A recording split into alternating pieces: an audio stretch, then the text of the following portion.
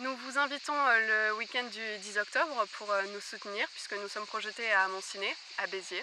Et vous pouvez venir pour déjà voir le court-métrage sur grand écran, ce qui est déjà pas mal, et puis pour voter pour nous.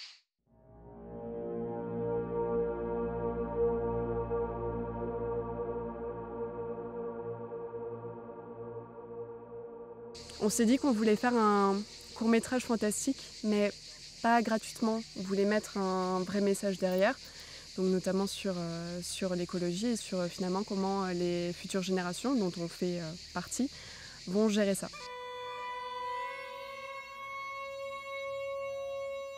Au niveau du scénario, des idées et l'interprétation, déjà le scénario s'est écrit à 8 mains, puisqu'il y avait Alexis qui avait une première idée de faire un scénario sur un poisson dans une classe. Une première idée bien nulle. Première idée. Mais qui a lancé le projet quand même.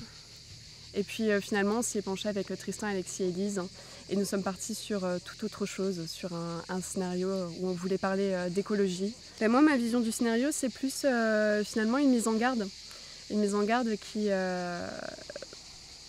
malheureusement, on est quand même déjà dedans. C'est que finalement, il est... J'allais dire un truc un peu négatif, mais c'est pas qu'il est trop tard, mais... Oui, il faut finalement se bouger le cul, mais c'est pas nécessairement qu'aux futures générations à le faire. C'est déjà quelque chose qui est ancré dans les générations précédentes et dans la nôtre. Et finalement, comment ce problème de société, d'environnement, il est vraiment pas pris au sérieux par les gens. Et en fait, ce qu'on voulait mettre dans le scénario, c'est que ce soit le plus vieux, donc joué par Tobias, qui finalement un petit peu assassine l'un des plus jeunes, qui est le personnage d'Eliot, et pour montrer justement que c'est à cause des anciennes générations que finalement nous on se retrouve là à devoir gérer ce problème, et que finalement la seule qui s'en rend vraiment compte du souci, c'est aussi le personnage joué par Nora, qui est vraiment la plus jeune de tous, et c'est peut-être parce qu'on est une des premières générations à se pencher plus sérieusement sur la question du plastique dans les mers et la question de l'environnement plus généralement. Donc au niveau de la musique, je me suis inspiré de Hans Zimmer, qui donc a composé beaucoup de musique fantastique, fantasy et science-fiction, et qui fait beaucoup dans la simplicité mais avec des accords efficaces et surtout beaucoup dans la progression. Donc on commence avec quelque chose de très peu fort et qui au final finit avec un niveau sonore très puissant. Donc j'ai voulu m'inspirer de ça et j'ai voulu donner des sonorités par le choix des instruments un peu originales pour au final avoir vraiment une musique différente et avoir un son qui correspond à ce court-métrage. Donc j'ai pris le parti d'utiliser des cornemuses, des violons, mais plutôt avec des sons secs plutôt que des sons soutenus dans la longueur, plutôt qu'en sustain, et vraiment des notes sèches pour les violons, et voilà, des manières de jouer et quand même un côté un peu électro que je trouvais intéressant, et ce qui donne au final, je trouve, une sonorité assez particulière avec une ambiance et qui rajoute un plus au court-métrage. C'était le plus important. Il fallait que ce soit une musique pour un court-métrage, on ne va pas l'écouter, donc c'est une musique qui sert l'image, et c'est ce que je voulais faire, et je pense que c'est plutôt réussi. Donc on a fait 4 jours de tournage, on devait en faire 3 à la base et ça s'est rapidement transformé en 4. Et nous avons d'abord tourné dans une petite maison de campagne. Là, elle est à la rivière avec les autres. Voilà, et quand tu dis ça, tu regardes ton papier. Ouais. Ouais, mais c'est pas logique. Sinon ça peut... Tout à fait. Papy, je peux aller à la rivière avec les autres? Attends, moi je crois que ce papier ne marche pas. Alors, ce tournage Écoutez, on n'a pas encore reçu les cachets, mais ça arrive. On nous a promis 2 sandwichs. Pour les séquences du début de l'arrêt de bus, ou pour évidemment faire ce plan qui est un petit peu un plan de demi-ensemble, on a dû se mettre en plein milieu de la route. Mais bon, ça allait. Après, Ça on a dû tourner, tourné les plans qui viennent juste après, donc de la séquence 2. On a eu pas mal de problèmes avec notre stabilisateur qui refusait de fonctionner. D'ailleurs, ce jour-là, tu as fini au drone du coup. Ouais, on a fait quelques plans qu'on devait faire au stabilisateur, au drone, par manque de temps. Par dépit. Par dépit, ouais. Par dégoût. Je veux absolument rappeler pourquoi on est là à attendre. tu veux qu'on balance en fait? Pour une veste assez approximative et aussi parce que Milo n'est pas là. C'est pas vrai. Si. Et pourquoi Milo n'est pas là? Alors, il faudra lui poser la question, mais il habite pas très loin. Voilà. Cet homme attend dans le froid. J'attends dans la détresse, dans le froid. Si vous voyez cette vidéo, dites à ma femme que je l'aime.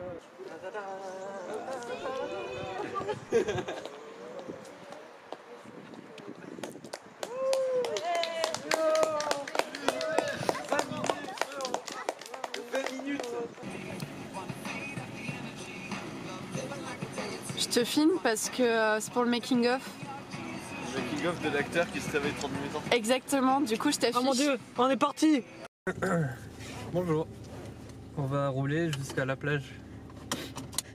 Nous sommes arrivés déjà, il faisait très mauvais. Et c'était donc pour les séquences de fin où il fallait installer les bouteilles en plastique et les plastiques sur la plage. Et nous n'avons évidemment pas prévu qu'il allait pleuvoir. Mais c'est vrai que finalement, ce qu'on prenait pour une contrainte, qui était donc celle de la pluie, du mauvais temps et de la mer qui était un petit peu déchaînée, nous a beaucoup servi pour l'image, puisque ça nous a permis de travailler la colorimétrie qui est assez grise pour la fin et assez presque neutre, presque dramatique. Au final, c'était pas une partie de plaisir, mais finalement, ça nous a servi. Et donc l'après-midi, on devait tourner sur le petit pont. Et dans le champ. Et dans le champ. Et dans le champ à Bougeant. Sauf que... et finalement... Pas du tout. Bah, il s'est mis à beaucoup pleuvoir. Ouais, on avait pris du retard le matin aussi à cause de la pluie. À cause de la pluie, ouais. Donc on a décidé juste d'annuler et de reporter à un autre jour. Moi je suis grand, toi t'es un jeune, tu connais dans Écoute-moi bien, moi je suis un jeune. Hein? Tristan, il y a trois plans moi, je fais pour cette séquence. Oui, Ça va aller vite. 2 au stand. Non, t'en as un au drone et un au stop. Alors, tu nous emmènes où? À la maison? À la maison. On a compris, on a compris le message. Super. Je rentre à la maison avec Nora. Super. Génial. Je lui fais confiance. Tu fais bien. Et la semaine d'après, nous avons eu notre troisième jour de tournage. C'est le jour qui s'est le mieux passé.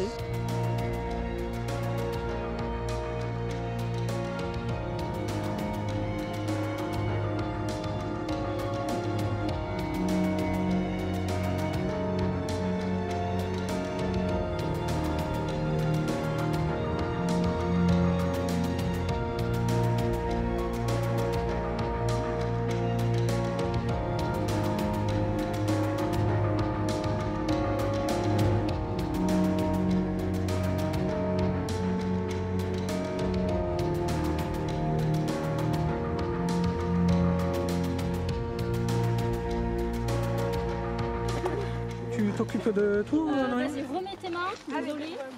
Bonjour, ici un tournage de Phantom Prod. Est-ce que tu arrives à me suivre, même si je me rapproche beaucoup? Je ne sais pas. Oui, cette équipe.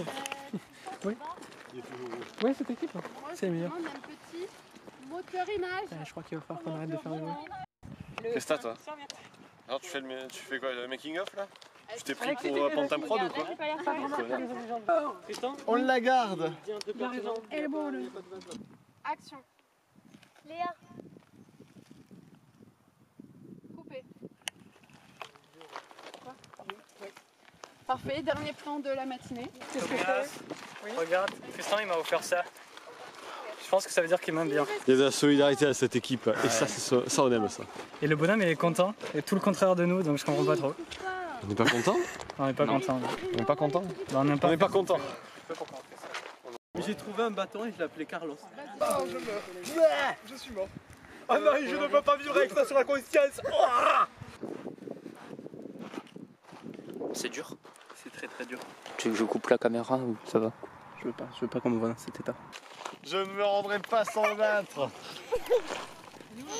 Non, plutôt mourir. Non, en parapluie.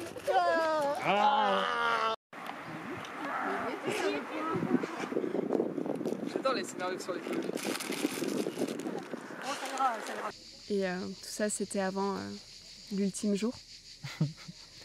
Tu veux peut-être en parler personnellement, Tristan? Ben alors on est retourné sur le pont donc, et dans le champ qu'on n'avait pas pu faire le deuxième jour à cause de la pluie. Donc là c'était très bien, il était beau, il y avait du grand soleil, etc. Milo, parle-nous des tiques. En fait, c'est très simple. Notre réalisatrice, bien aimée, nous a fait arriver dans ce magnifique champ qui est reconnu au patrimoine mondial de l'UNESCO comme le champ contenant le plus de tiques de France. Du coup, on va forcément se retrouver avec des putains de tiques partout. Et voilà, notre vie c'est de la merde. Et on va choper la maladie de Lise là qui fait qu'on est dépressif. Putain. De Lyme. De Lyme, voilà. Alors, je te pose là. Et Nora, elle est dans les tiques. Est-ce qu'il y a des mousquetons pour tiques? Oui, ça s'appelle des mousquetiques. Est-ce qu'ils sont pas 3? On y va? Après, peut-être que si on reste assez longtemps dans le champ de tiques, il y aura des tocs. Nous sommes dans les champs les plus dangereux de France, les champs de Bougeant-sur-Livron. Les tiques mutantes zombies nazis sont légion. Ça pléotique ça le jaune. Excuse-moi, hein, mais... Plus vers la gauche, En plus, Lise. c'est vrai, ça pléotique, c'est une couleur qui Attends, là, attire. tu as le poteau C'est pour ça qu'il y a plein de tiques sur les boutons d'or d'ailleurs, la fleur la plus flippante. Ah, c'est ça. Quoi? T'as le poteau électrique sur le... On y va? C'est des balades. C'est bon, allez, on enchaîne. Qu'est-ce qui est en train de se passer là exactement, Milo? Ben là, alors Tristan Moraton, je le dénonce, Oui. a dit que moi j'étais tranquillement en train de regarder les règles du juste prix sur mon téléphone. Alors pourquoi? Parce que j'avais estimé le prix de la caméra et normalement je la gagne d'ailleurs. À la fin D'accord. du tournage, je la prends. Ok. Et du coup, Tristan Moraton m'a ordonné de me mettre à quatre pattes pour que Nora me monte sur le dos, ce qui est honteux. Mais pourquoi faire? Pour faire une contre-plongée. Voilà, parce que les ambitions de la réalisatrice ça veut des contre-plongées pour faire du cinéma à l'américaine, là, et ça m'emmerde. Moi. C'est moi. Et pourquoi c'est pas la réalisatrice qui se met à quatre pattes? Non, c'est pas Si, bon, mais si j'ai des tics, je tiens à dire que je traîne Tristan en justice. Par une sorte d'entité. Ok. Donc c'est pour ça que c'est les yeux révulsés ou pas là? Oui, c'est les yeux révulsés. Alors il faudrait quand même qu'on voit ses yeux, ça m'arrangerait. Oui, c'est pour ça que... Mais donc la matinée s'est bien passée, les emmerdes sont arrivées en début d'après-midi quand on a perdu une clé de voiture. Ça nous a fait perdre 2 heures de tournage. 1h30, ouais, 2 heures. 2 heures. Ensuite j'ai saigné du nez. et un homme assez étrange, singulier encore une fois. Il n'y en a pas deux comme lui, je pense. est venu nous rencontrer. Et il nous propose d'aller chez son voisin pour chercher un détecteur de métaux. Nous l'attendons toujours. Et on a pu finir la journée quand même avec un peu de retard, mais on l'a fini, on a bouclé le tournage. On a bouclé le tournage, encore avec des petits problèmes de stabilisateur sur la fin. Ça, c'était devenu récurrent. Mais d'ailleurs, on va ouvrir un Tipeee sûrement. on a besoin d'un stabilisateur là. Ouais, pas que. Donner, on verra ce qu'on achète. Sachant que pendant la post-production, bon, là, on n'est plus dans le tournage du coup. Et on s'est pris le confinement aussi, bon, comme tout le monde. Hein, mais... Voilà, dans la tronche. Il y avait des scènes à tourner supplémentaires. Il y avait des on n'avait pas vraiment fini de tourner. Ouais. C'était plus un plan de coupe. Oui, c'est ça, c'était un plan de coupe. Mais qui demandait pas mal de boulot d'effets spéciaux et de post-production. Et finalement, qu'est-ce qu'on a fait? On l'a pas fait. On l'a enlevé, voilà. on l'a supprimé. On a fait le montage. Et alors, il y a une phrase qu'on a rajoutée, qui n'était pas au tournage et qu'on a rajoutée dans le montage. Et qui n'était même pas dans le scénario. Et qui n'était même pas dans le scénario pour aider à la compréhension, Ouais. parce qu'on a fait quelques projections, on l'a montré à quelques personnes. On a eu des retours qui nous disaient qu'il y a certains moments qui n'étaient pas très très clairs. Donc on a rajouté cette phrase et voilà, l'objectif c'est est-ce que vous réussirez à la trouver. Parler au niveau de la colorimétrie, on a voulu faire quelque chose d'assez diversifié finalement. C'est-à-dire que la colorimétrie est très progressive dans le court-métrage, dans le sens où au départ, je voulais que Tristan exploite les couleurs vraiment vives, comme l'air, le ciel. Et finalement, même à la rivière, tout ce qui se passe, c'est très vif, c'est très solaire. Et plus ça progresse, puis on va vers des tons couleur sang. Dans le sens où, par exemple, dans les séquences où les enfants reviennent ici, la colorimétrie, elle est très automnale presque. Ouais. Et alors que la dernière séquence vraiment à la mer, comme on le disait tout à l'heure, la colorimétrie est très grise, très neutre. Et finalement qui est annonciatrice de la finalité. Le défi aussi sur ce court-métrage, ça a été qu'on a tourné avec des enfants. et dans des conditions qu'on vous a citées précédemment qui n'ont pas été les meilleures. Et vraiment, ça a été super parce qu'ils ont eu beaucoup de patience tout au long des journées qui ont été très longues. Et ils n'ont pas bronché, ils ont toujours été là quand on leur a demandé de faire des choses. Et attentifs. Et puis aussi doués. Parce que finalement, c'était pas forcément des rôles qui étaient très simples à jouer, surtout pour des enfants, puisque c'est du fantastique et le fantastique de base c'est pas non plus fait pour les enfants et on leur demandait des choses assez compliquées, beaucoup de concentration, notamment pour Nora qui devait faire énormément de plans face caméra, très neutres et sans rire.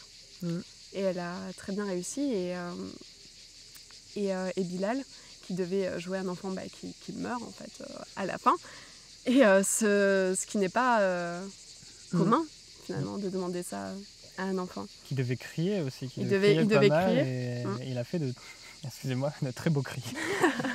En tant qu'ingénieur son, de très beaux cris de la part de Bilal. Voilà. Et on peut aussi remercier tout le reste des acteurs et de l'équipe technique qui nous accompagnent depuis longtemps sur Pantin Prod et qui font toujours du super boulot dans toutes les circonstances. Action! Coupé. Enfin voilà! Vous voyez quand vous voulez. Fin de tournage!